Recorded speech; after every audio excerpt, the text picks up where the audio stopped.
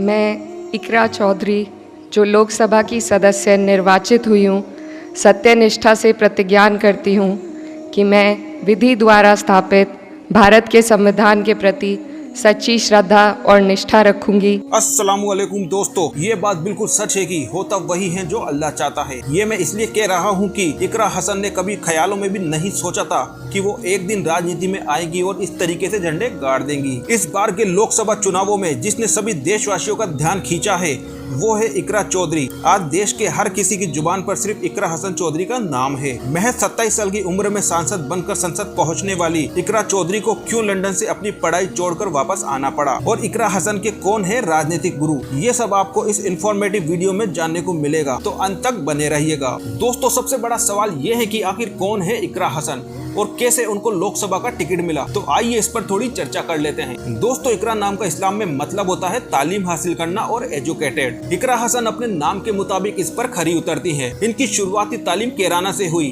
फिर इन्होंने दिल्ली आकर पढ़ाई की और अपना ग्रेजुएशन दिल्ली के श्री राम कॉलेज से किया। इकरा LLB करने के बाद लंदन चली गई और वहां पर इंटरनेशनल लॉ एंड पॉलिटिक्स में पोस्ट ग्रेजुएशन किया। इकरा हसन की इच्छा थी कि वो इसके बाद PhD करें और लंदन में प्रोफेसर की जॉब करें, पर शायद किस्मत को कुछ और ही मंजूर था और हालात कुछ ऐसे थे कि उन्हें अपनी पढ़ाई छोड़कर इंडिया वापस आना पड़ा। उनकी जिंदगी का ये सबसे बड़ा राज है। राजनीतिक इकरा हसन के खून में बसती है, अगर ये कहा जाए तो कुछ गलत नहीं होगा, क्योंकि उनकी फैमिली का राजनीतिक सफर 1984 में शुरू हुआ, जब उनके दादा ने 1984 में कांग्रेस के टिकट पर केराना से लोकसभा का इलेक्शन जीता था। उनके दादा के बाद नंबर आया उनके फादर का, जिन्होंने राजनीति में कई बड़े रिकॉर्ड्स बनाए।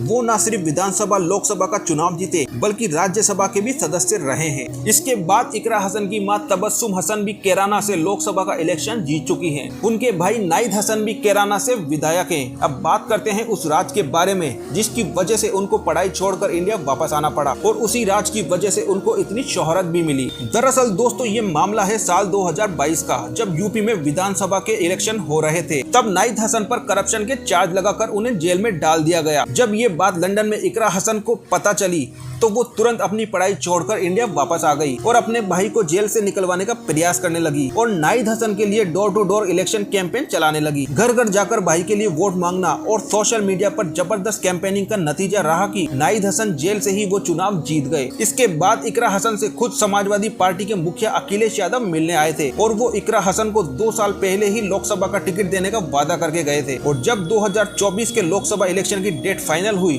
तो अखिलेश यादव ने अपना किया वादा निभाया भी। इसके बाद इकरा हसन ने 70,116 वोटों से जीतकर एक नया इतिहास रच दिया। दोस्तों, इलेक्शन जीतने के बाद एक इंटरव्यू में इकरा हसन ने बताया कि उन्हें असदुद्दीन ओवैसी की दमदार स्पीचेस अच्छी लगती है, क्योंकि वो जब संसद में बोलते हैं तो पूरे फैक्ट्स और नॉलेज के साथ अपनी बात रखते हैं, इसीलिए वो भी पूरे फैक्ट्स और नॉलेज के साथ संसद में अपनी बात रखना चाहती हैं। तो दोस्तों, ये थी इकरा हसन की कहानी। अगर आपको हमारे द्वारा दी गई जानकारी अच्छी लगी हो तो प्लीज वीडियो को लाइक जरूर करें और एक प्यारा सा कमेंट भी कर दीजिए। फिर मिलेंगे एक नए वीडियो में एक नए टॉपिक के साथ। तब तक अल्लाह हाफिज।